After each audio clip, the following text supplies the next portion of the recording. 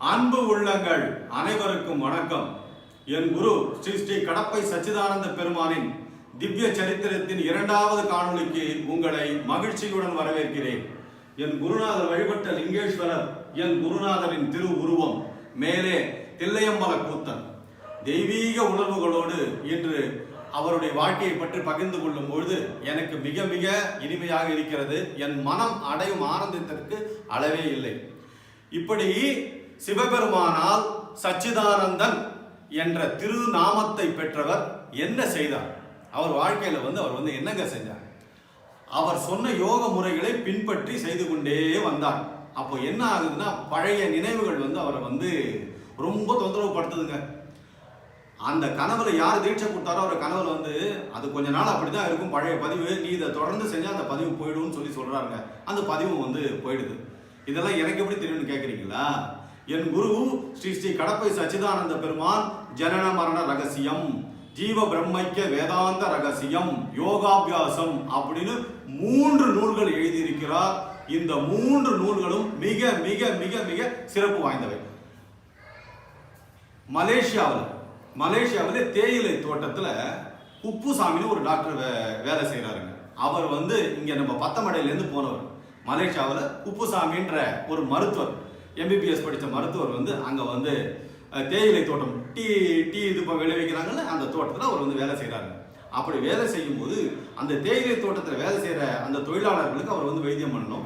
வேற யாருக்காவது வைத்தியம் பண்ணும்போது அவர் சார்ஜ் பண்ணணுங்க. அப்படி பண்ணும்போது வேற ஒருத்தர் வைத்தியம் பண்ணுறாரு. அந்த வைத்தியத்தை பண்ணிக்கிட்டு அவர் என்ன பண்ணுறாருன்னா, உங்ககிட்ட கொடுக்கறதுக்கு என்கிட்ட எதுவுமே இல்லை, காசு இல்லை, இந்தாங்க இந்த புத்தகம் தான் இருக்கு அப்படின்னு என் குரு ஸ்ரீ ஸ்ரீ கடப்பை சச்சிதானந்த பெருமான் எழுதிய ஜீவ பிரம்மைக்க வேதாந்த ரகசியம் என்ற புத்தகத்தை கொடுக்கிறார். இந்த ஜீவனை பிரம்மத்தோடு எப்படி நாம் ஐக்கியம் செய்வது, அதனுடைய ரகசியங்களை வெளிப்படையாக கூறியிருக்கிறார் அந்த புத்தகத்தில். ஜீவ பிரம்மைக்க வேதாந்த ரகசியம் என்ற புத்தகத்தை மருத்துவர் குப்புசாமி கிட்ட கொடுக்கிறாருங்க. அந்த மருத்துவர் குப்புசாமி ஒரே நாளில் கிட்டத்தட்ட 100 முறை படிக்கிறாருங்க அந்த புத்தகத்தை. படித்து விட்டு இந்த புத்தகம் தான் என்னுடைய சொத்துன்னு அந்த பட்டு துணியில சுத்தி அப்படியே தன்னுடைய வேலையை ராஜினாமா செய்துவிட்டு அந்த கப்பல் மார்க்கமாக நேர இமயமலைக்கு போறாருங்க.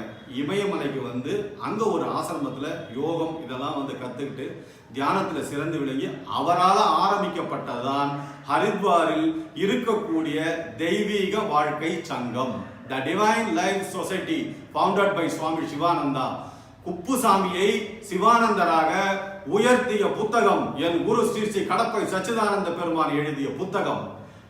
அந்த காலத்தில் அவரை குப்புசாமியை சிவானந்தராக்கியது, இந்த லட்சுமி நரசிம்மனை மன்னை மாதவனாக ஆக்கியதும் இவர் தாங்க. நான் ஒரு கம்பெனியில சாதாரண தொழிலாளிங்க, சாதாரணமா இருந்தேன். கிட்டத்தட்ட எனக்கு ஞாபகம் இல்லை, இப்போ 2003 நினைக்கிறேன். இவருடைய புத்தகமான ஜனன மரண ரகசியத்தை படித்தேன். என்று அந்த புத்தகத்தை நான் தொட்டேனோ அன்றிலிருந்து இன்று வரை என் வாழ்க்கையில் பல மாற்றங்கள் நிகழ்ந்து கொண்டே இருக்கிறது. சாதாரண மனிதனாக இருந்த என்னை மன்னை மாதவனாக, எழுத்தாளர் மன்னை மாதவனாக உயர்த்தி இன்னைக்கு இந்த காணொளி பேசுற அளவுக்கு ஒரு பாக்கியத்தை எனக்கு கொடுத்துருக்காருங்க. இவருடைய புத்தகங்கள் செய்யாத ஒரு அற்புதமே இல்லை. ஒரு மனிதனுடைய எழுத்துக்கள், ஒரு மகானுடைய எழுத்து ஒரு மனிதனுடைய தலையெழுத்தையே மாற்றும் என்பதற்கு 2 பேர் உதாரணம். நிறைய பேர் உதாரணம், 2 பேர் சொல்லலாம். ஒன்னு சுவாமி சிவானந்தர், குப்புசாமியா இருந்தவர் சிவானந்தரா டிரான்ஸ்பர் ஆனார். லட்சுமி நரசிம்மரா இருக்கவர் மன்னை மாதவனா டிரான்ஸ்பர் ஆனாங்க. 2 உதாரணமாக நாங்கள் இருக்கிறோம். அவசியம் எல்லோரும் இந்த புத்தகங்களை வாங்கி படித்து நீங்களும் பயன்பெற வேண்டும். இன்னும் இவரை பற்றி, இவருடைய மகிமைகளை பற்றி அடுத்த காணொளியில் காண்போம். என்னோடு இணைந்திருங்கள். நன்றி, வணக்கம்.